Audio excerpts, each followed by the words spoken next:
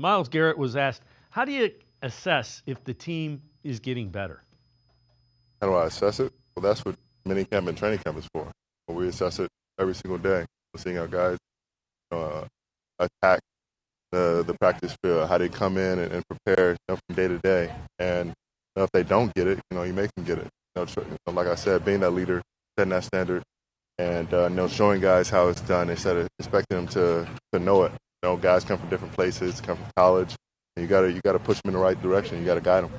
But do you think this team could be better than you thought it would be? I know they'll be better. I know we will be better.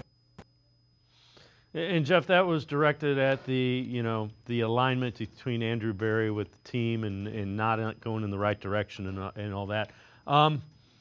You look at this team on paper, I don't see a 3-win team, but they were a 3-win team.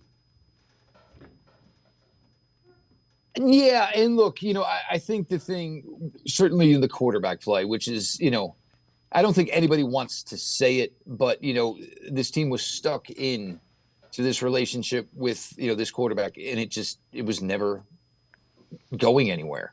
Now, I think the fact that, he's kind of here, but he's not, it's, a reflection of, basically where this team is going now. So I think this team feels like they're not stuck in that rut anymore. It can be more talk about, the present, the future, and the guys that are here. And, having finally having a legitimate rookie class and having 7 young guys in here, all of whom, certainly various, degrees of success in college. And it kind of changed the landscape a little bit here. And, bringing some youth in here and moving on from, some older guys, gives a little bit more vibrant. And again, these younger guys, they watched whatever, but they didn't know what was going on. They weren't here.